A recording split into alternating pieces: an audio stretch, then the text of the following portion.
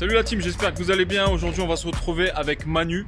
On va vous montrer le premier bien qu'il a acheté. On va vous montrer comme d'habitude les chiffres, les titres de propriété.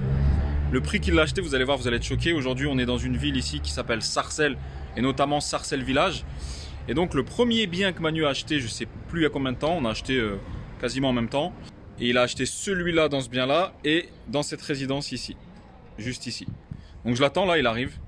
Il est en retard. On va tout vous montrer. À tout de suite. Ah bah tiens, qui c'est qui arrive?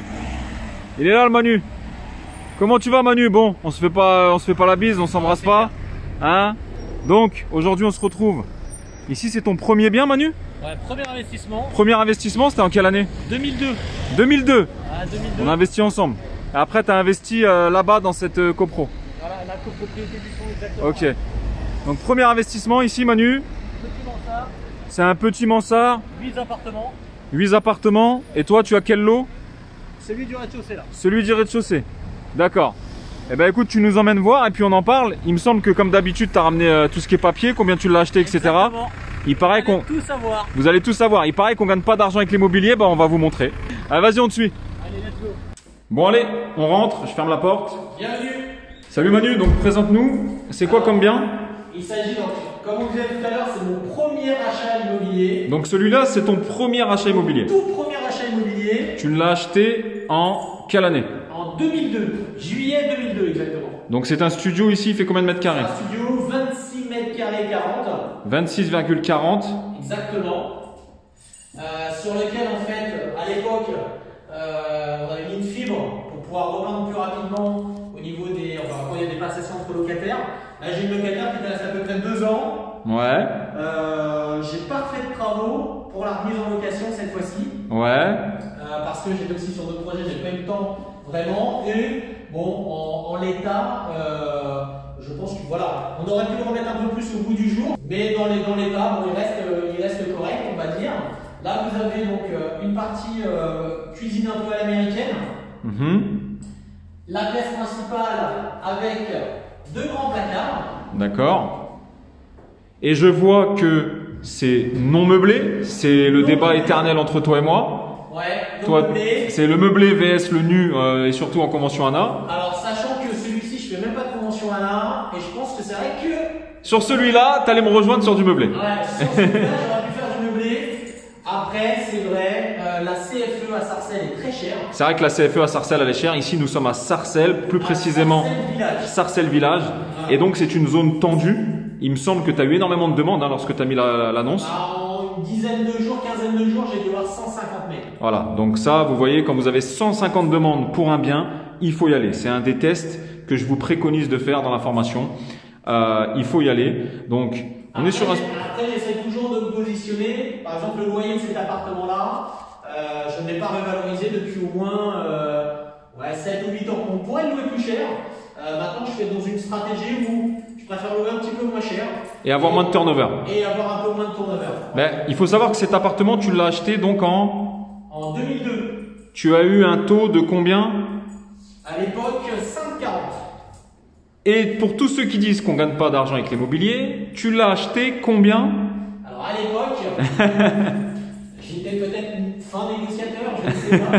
Je l'ai acheté à l'époque 30 000 euros. 30 000 euros. Et aujourd'hui, tu as une proposition de revente à combien? Aujourd'hui, entre 85 et 88 000 euros sur le marché. Voilà. Et tous ceux qui disent qu'on ne gagne pas de l'argent avec l'immobilier, eh ben voilà, j'aimerais leur dire ça. Bien évidemment, on va vous montrer les papiers. T'as ramené les papiers, Manu? Bien sûr. Bien sûr, tu sais que c'est la base sur la chaîne. On va continuer à faire la visite. Donc c'est un studio de 26 mètres carrés, petit coin, cuisine. Comment ils l'aménagent généralement? Ils mettent le canapé ici, je suppose? Généralement, ils mettent le canapé ici. Canapé lit ici. De ce côté-là, tu as tout ce qui est prise antenne, la fibre. D'accord. Et le fait d'être au rez-de-chaussée, c'est un inconvénient ou pas? Alors c'est un rez-de-chaussée, mais un rez-de-chaussée un petit peu surélevé. Effectivement, c'est un rez-de-chaussée un petit peu surélevé. Ouais. Si on regarde, si vous faites attention à la devanture, vous avez vu tout à l'heure, en fait, à l'époque, il y avait 7 appartements-ci et il y avait celui du dernier étage. Et j'avais opté sur celui-ci. Pourquoi? Parce que celui-ci faisait 26,40. Ouais. Ceux de l'étage, en fait, au niveau du mur, en fait, ça se réduit. qui fait qu'en fait, celui du dernier étage, il faisait 24 mètres carrés. Ah d'accord, donc tu perdais 2,40 mètres carrés. Exactement. Et sur les petites surfaces, 2 mètres carrés et demi, c'est quand même un plus. Après ici, il n'y a jamais eu de cambriolage.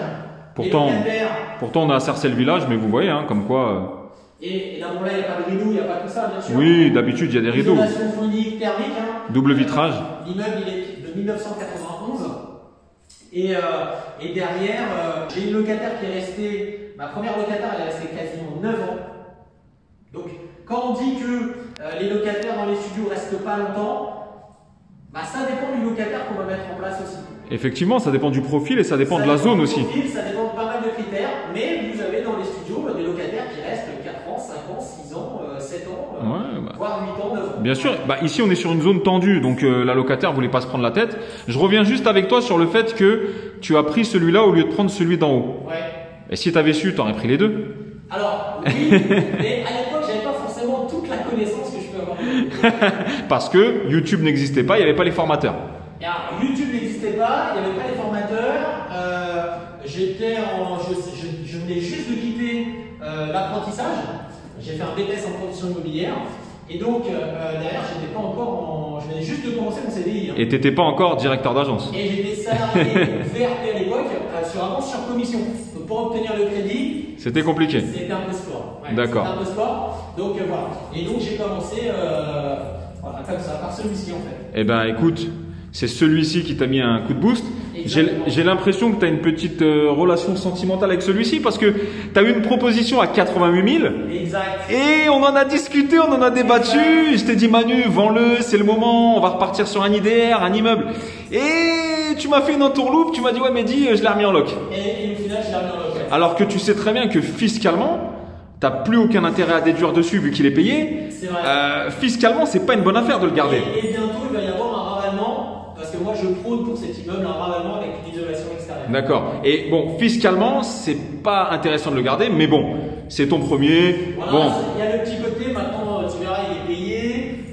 Alors il en faut. Hein. Moi, c'est vrai que je prône la vente lorsque c'est payé, lorsqu'il n'y a plus rien à déduire.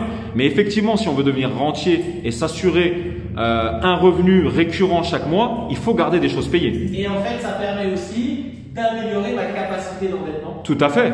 Parce que, étant donné que j'ai pas d'encours en face de cet appartement, il est loué 568 €. Et donc, ces 568 €, charges comprises, mais vous verrez, il y a de faibles charges.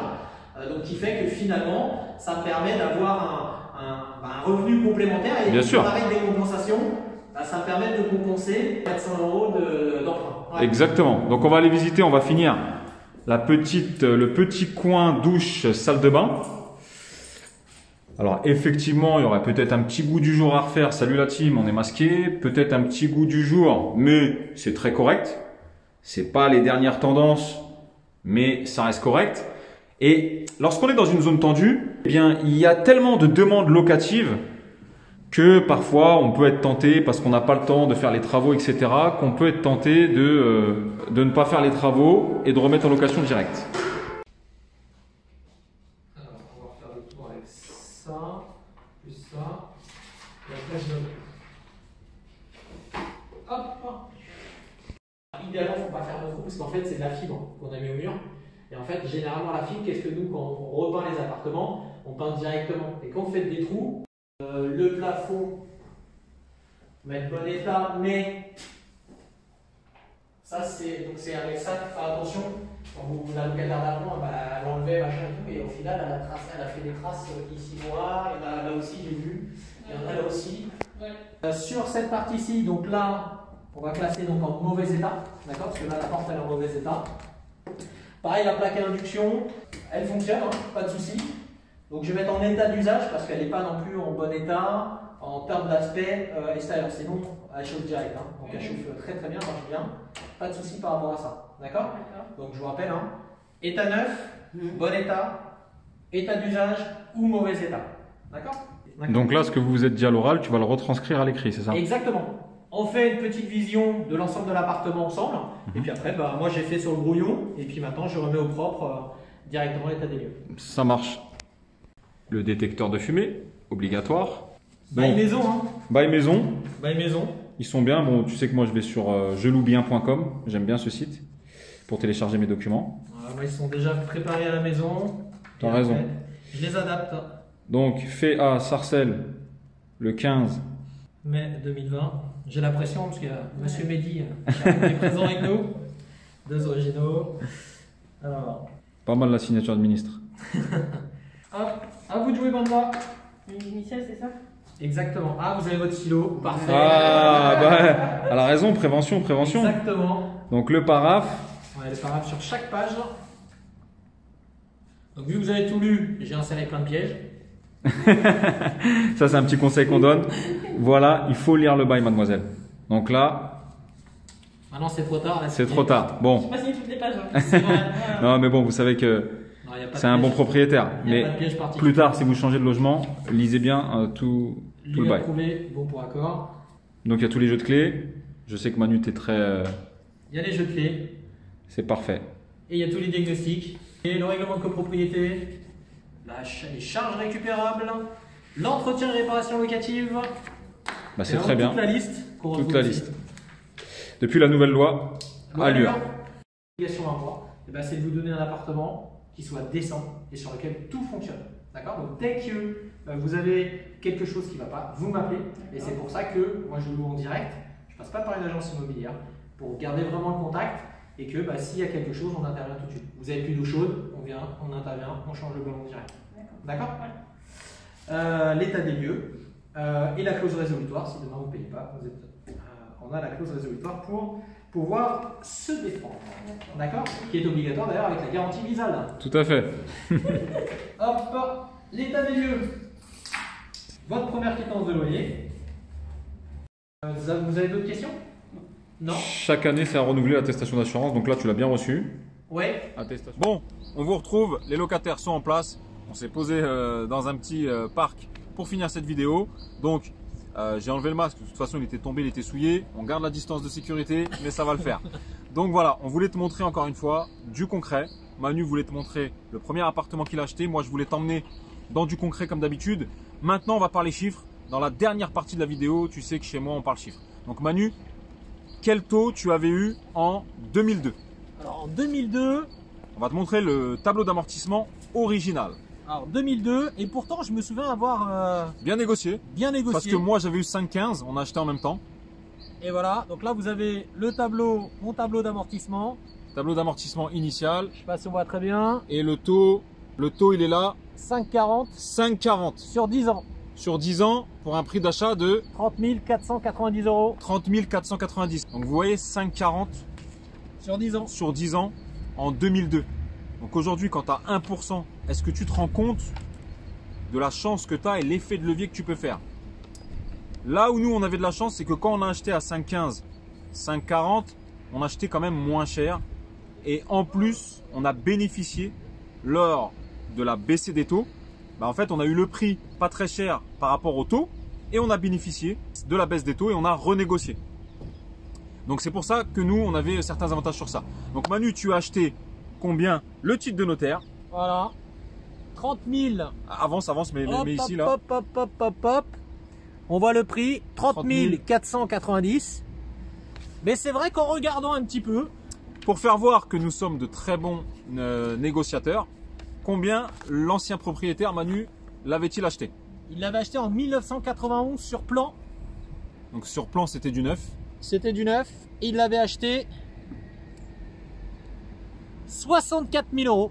Alors c'était en francs. Alors c'était 422 500 francs. C'est marqué. Ça faisait 64 409 €. Mais au titre de propriété, lorsque tu as acheté, ils ont fait la conversion. Donc, voilà. Donc finalement, je n'avais pas été un si mauvais négociateur. Finalement, tu n'as pas été un si mauvais négociateur puisque tu as fait une excellente affaire. Parce que tu as su trouver l'affaire et tu es tombé sur le vendeur. Dans ton cas, je me souviens, qui était pressé, qui s'était retrouvé dans un espèce de litige où ils avaient tout cassé, c'est ça? Avec le locataire, exactement. Et il en avait marre. Il était pressé. Il voulait plus louer. Il voulait plus louer. Il en avait marre. Il voulait juste rembourser son capital restant dû. Et du coup, il a vendu ce prix-là Manu. Donc ça, aujourd'hui, c'est vrai que c'est de plus en plus rare. Pourquoi nous on pouvait le faire avant? Parce qu'avant c'était énormément le réseau local, il n'y avait pas le Bon Coin, Se Loger, etc. Et il y avait moins d'acheteurs potentiels. Il fallait vraiment se rendre à l'agence et c'est vraiment lorsque tu avais un agent immobilier dans ta poche que tu pouvais décrocher ce genre d'affaires. Aujourd'hui c'est vrai que ce type de négociation, nous a permis quand même de construire les formations actuelles. Exactement. Que vous pourrez trouver justement avec la formation avec NPR, où vous apprenez tout sur comment démarcher et comment trouver une bonne affaire. Tout à fait, débutant intermédiaire. La fiscalité FPR. Voilà, fiscalité pour réussir, fiscalité poussée. Finalement, voilà, comment on va pouvoir optimiser fiscalement cette location. Et après DPR, bien sûr, pour anticiper sa transmission. DPR, c'est donation, transmission, succession pour réussir. Parce que je l'ai déjà dit, il y a 3 phases dans l'immobilier. Une phase où on se forme, on constitue. Une phase où on optimise la fiscalité. Et puis une fois qu'on a tout ce patrimoine, qu'est-ce qu'on en fait? Eh ben, on veut le transmettre à nos enfants dans les moindres coûts. Parce que si on ne le prépare pas, ça peut faire très très mal. Donc voilà, on voulait vous emmener aujourd'hui, comme d'habitude, du concret. On va se retrouver, je ne sais pas si on va la poster la semaine prochaine ou dans 2 semaines, à Meulan. Manu, ta dernière affaire. Toute dernière affaire. La dernière en date, la toute fraîche. Donc ensuite, on va se retrouver chez moi dans un de mes immeubles qui a été brûlé, où je fais la livraison des travaux. Je vais t'expliquer tout ce qui s'est passé, les étapes par lesquelles je suis passé, les assurances, reloger la locataire, les experts, etc. Je vais te montrer les travaux, je vais le meubler. On se retrouvera certainement encore chez moi dans un studio. Je vais te montrer comment j'optimise l'espace, comment j'essaie de caler un coin nuit quand c'est possible et l'importance d'avoir un petit coin de nuit quand même si c'est pas une chambre fermée. Mais encore une fois aujourd'hui, Manu et moi, on voulait te montrer du concret. Aujourd'hui, Manu est avec moi sur ce projet et c'est un formateur avec moi agréé. Tu sais que moi je cherchais des formateurs agréés qui ont fait, non pas qui ont lu que des bouquins, de par ses investissements, de par son métier aujourd'hui de directeur d'agence. Et tu vois bien que nous toujours on t'emmène sur le terrain parce que il n'y a pas mieux. La théorie c'est bien, la pratique c'est mieux. Voilà, et comme on dit toujours, former c'est bien, accompagner c'est mieux. C'est mieux encore. N'hésite pas, les liens sont en bas si tu veux nous rejoindre. Manu et moi, on t'accompagne via notre groupe Telegram. On te dit à très bientôt dans une prochaine vidéo. Ciao. Ciao.